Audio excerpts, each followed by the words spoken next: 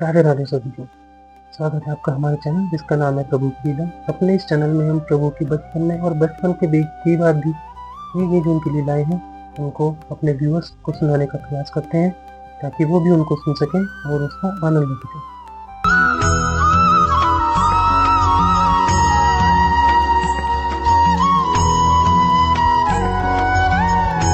करते हैं प्रभु की आज की लीला।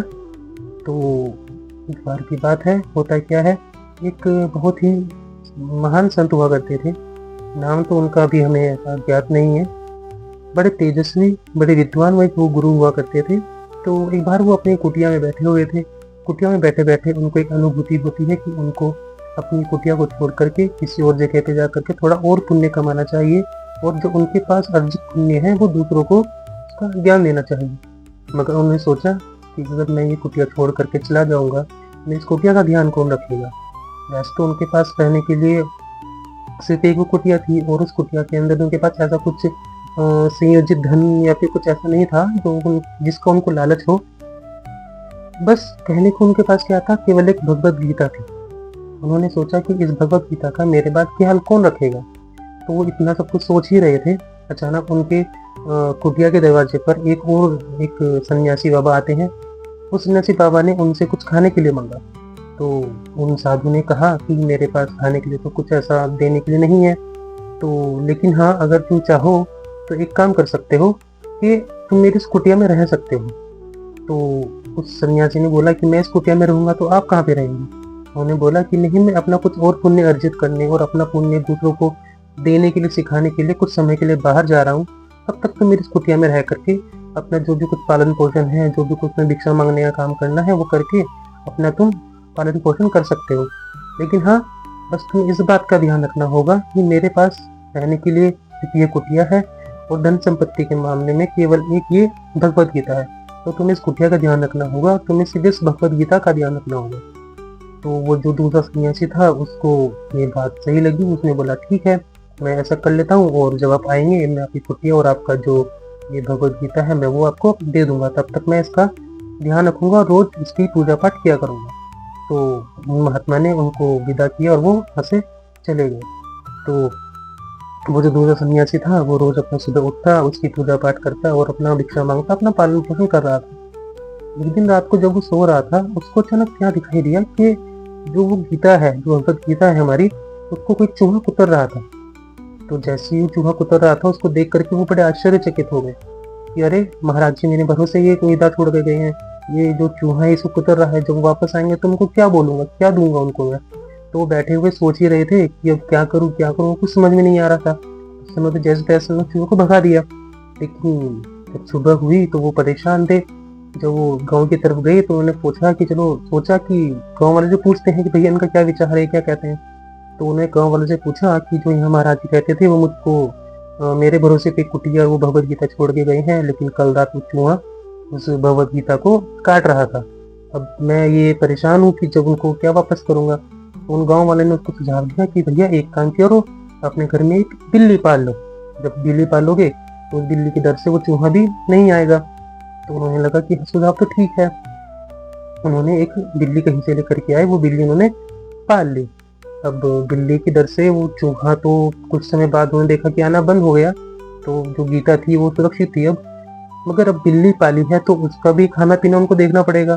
तो कुछ समय तक तो क्या हुआ कि आस पास से, गाँव में से या कहीं से ही कोई भी दूध ला करके उस बिल्ली को पिला दिया करता था, मगर उतने से उसका गुजारा नहीं चल रहा था।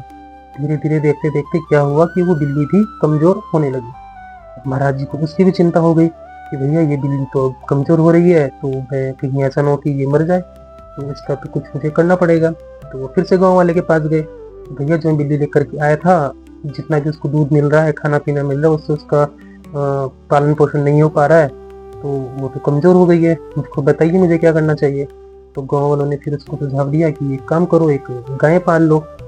तो उन्होंने बोला ये बात भी सही है। वो फिर कहीं से एक गाय लेकर के आ गए, किसी गाँव वाले ने दे दी हुई कोई गाय। तो पहले लोग दे दिया करते थे कि हाँ भाई इसको कमी है चलो दे दिया, इसको कमी है चलो उसको वो दे दिया, तो वो मिलजुल के काम चल जाया करता था। तो कहीं से किसी ने उसको एक गाय दे दी। चलो गाय भी आ गई, अपना घर पे वो दूध निकालने लगे, अपना खुद भी पीते, बिल्ली को पिलाते, बिल्ली भी थोड़ी सी लोग पहले से ठीक हो गई। अब लेकिन भैया गाय पाली है तो उसका सुबह शाम चाकरी करनी पड़ेगी, नहलाना धुलाना पड़ेगा, भूसा डालना पड़ेगा, दूध निकालना पड़ेगा, तो उसका भी काम उनको करना पड़ेगा। अब बात यह है कि अब वो अपना भीख मांगने जाए, वो सॉरी भिक्षा मांगने के लिए जाए, या फिर गाय की वहाँ पे चाकरी करें। अब वो परेशान, अब क्या करें। अब वो टाइम से गाय को भूसा नहीं डाल पा रहे हैं, उसकी चाकरी नहीं कर पा रहे हैं, जहाँ पे वो बंधी हुई है वहाँ की सफाई नहीं कर पा रहे हैं। अब वो उस चीज़ के लिए भी टेंशन में आ गए। तो उन्होंने क्या सोचा फिर अब कि फिर से गाँव वाले के पास जाया जाए। फिर से गाँव वाले के पास जाए कि भैया बिल्ली की चूहे का डर था, बिल्ली आ गई, बिल्ली की वजह से परेशान हुआ, वो भूखी रहने लगी, वो कमज़ोर होगी, तो मैं गाय लेकर के आ गया। अब क्या हुआ कि गाय भी हमारी ऐसी ही हो रही है, अब गाय भी कमज़ोर होती जा रही है। अब बताइए मैं क्या करूं। तो गांव वाले ने सुझाव दिया कि भैया आप तो फिर एक काम करो, गाय की देखभाली करने के लिए अब तुम अपने पास में किसी महिला को लेकर के आ जाओ, जो कि उसकी चाकरी किया करे, जो कि उसकी देखभाल करे। तो बोला कि अब मैं ये महिला कहाँ से लेकर के आऊँ। भैया एक काम करो, शादी कर लो। अब मैंने बोला ये बात भी ठीक है, मेरी उम्र भी है शादी करने की, मैं शादी कर लेता हूँ। तो गांव में से किसी लड़की के साथ में उन्होंने अपना विवाह कर लिया। अब भाई विवाह करके महिला घर पे आई तो उन्होंने उस गाय की भी देखभाल करनी शुरू करी। सुबह शाम उसकी चाकरी होने लगी, भूसा डालने लगा, घास मिलने लगी, तो गाय भी अब पहले से ज़्यादा हष्ट-पुष्ट हो गई। तो सब कुछ सही रहा, ना गीता कुछ खराब हुई, ना ही अपना बिल्ली कमज़ोर हुई, गाय भी सब कुछ हष्ट-पुष्ट हो गई। अब जैसे उस महिला के साथ उन्होंने शादी करी तो कुछ समय बाद ही उनको पुत्र रत्न की प्राप्ति हुई, पुत्र हुए पुत्री हुई, जो भी हो उनके पास में। और वो भी मतलब वहाँ हंस खेलने लगे, खाने लगे। पुजारी जी सुबह जाते, अपना साधु जी सुबह जाते, भिक्षा मांग के लेके आते, पूरा परिवार पल रहा है, बिल्ली भी सही है, गाय भी सही है। उनके कुछ 2-4 बालक हो गए, और पता चला कि बिल्ली जो थी उसके भी 2-4 बालक हो गए। बैठे ही थे, अचानक एक दिन बैठे वो उनका परिवार बैठे वो खाना खा रहे, तो जो साधु उनको अपनी झोपड़ी देकर गए थे, श्रीमद् गीता देकर के गए थे, वो दरवाजे पर आ गए कुटिया की।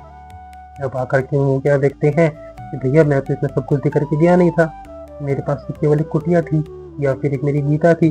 अब जब आकर के देख रहे हैं वहाँ जो पुजारी जी हैं वो, उनकी जो पत्नी है वो, और सब कुछ वहाँ बैठी हुई बिल्लियाँ खाना खा रही हैं, वो भी खाना खा रहे हैं, पुत्र और बच्चे वहाँ घूम रहे हैं, गेट के बाहर अपना गाय बंधी हुई है, ये सब कहाँ से आया। उन्होंने अपना उस पुजारी से पूछा कि भैया मैं तो कुछ दे करके नहीं गया था, ये सब क्या से आया, तुमने तो पूरी गृहस्थी बसा ली यहाँ पर। तो उन्होंने पुजारी जी क्या बोलते हैं कि ये सब गीता की वजह से हुआ। गीता की वजह से हुआ क्या मतलब कि गीता की वजह से ही चूहा आया, चूहे की वजह से बिल्ली आई, बिल्ली की वजह से गाय आई, गाय की वजह से ये इनको मैं गाय की चाकरी करने के लिए लेकर आया था, इनसे मैंने शादी कर ली, इनसे मेरे पुत्र हुए हैं, सब कुछ गीता की वजह से ही हुआ है। तो हो महाराज जी उनसे पूछा क्या तुमने गीता यहाँ पे रखी थी, गीता को पढ़ा। बोला नहीं गीता को मैंने नहीं पढ़ा, मैं तो सुबह शाम पूजा क्या करता था। तो उन्होंने बोला कि अगर तुम गीता पढ़ते तो तुम्हारा इतना विस्तार नहीं होता, तुमको पहली जगह जहाँ पर चूहा उस गीता को कुतर रहा था, अगर तुम गीता खोल के पढ़ रहे होते तो उसी जगह तुमसे कुछ ना कुछ समाधान मिल गया होता। तुमने गीता को अपने पास तो रखा, तो वैसे हम उसकी पूजा भी करी, मगर तुमने गीता को पढ़ा नहीं। तो अब ऐसा एक काम करते हैं, तुम यहीं पर रहो, अपना जीवन बिताओ, और मैं जाकर के कहीं और अपनी घर गृहस्थी जो भी मेरी है, अपनी जो कुटिया है, मैं दूसरी जगह जा करके बसाता हूँ। ऐसा कह के महाराज उनके पास से चले गए। तो कहने का मतलब ये है, महाराज जी उनको ये कहना चाह रहे थे कि सिर्फ एक वस्तु को, एक चीज को अपने पास रख लेने भर से अगर हम सोचे कि हमारा काम सार्थक हो जाएगा, वो नहीं होता। अगर हमारे पास घर में पैरासीटामोल रखी हुई है और हमको बुखार आया है, तो हमें पैरासीटामोल खानी पड़ेगी, केवल रखे रहने से नाम नहीं होगा। घर में अगर मुझे दाल बनानी है, दाल रखी रहने से कुछ नहीं होगा, हमें उसको कुकर में डालना पड़ेगा, तब वो जाके बनेगी, तब हम उसको खा पाएंगे।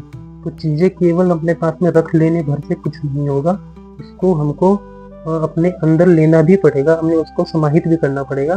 केवल गीता हमने अपने पास रख ली, महाभारत अपने पास रख ली, हम सोचे हमारा भला हो जाएगा और हम उसका समाधान अपने बाहर कहीं और जा करके ढूंढें, तो उन चीज़ों का समाधान हमें नहीं मिलेगा। अगर हम चाहें तो हमारे पास जो वस्तुएं हैं, हमारे पास जो चीज़ें हैं, उन्हीं से समाधान निकाल सकते हैं अपना। केवल गीता उसके पास रखी थी, तो गीता खोलते पढ़ते शायद उनको ही समाधान उस चीज़ का मिल जाया करता। तो आज की हमारी जो लीला थी वो तक थी। तो आशा करते हैं आप लोगों को अच्छा लगा होगा सुन करके, और अपना आगे भी जो हम अपनी कथाएँ लेकर के आते रहें, अपनी लीलाएँ सबको सुनाते रहें, उसके लिए प्रोत्साहित कीजिएगा। और अगर आपके पास भी कोई इस तरह की कोई प्रभु से जुड़ी हुई कोई भी लीला अगर आपके पास में है, तो हमारे कमेंट सेक्शन में भेजिए। हम आपकी कथा को पढ़ेंगे, आपकी जो आपने जो लीला भेजी है, अपनी जो कहानी भेजी है, उसको पढ़ेंगे और उसको फिर से अपने चैनल के ऊपर नरेट करेंगे और आपके नाम के साथ उसको मेंशन करेंगे। जय श्री राधे।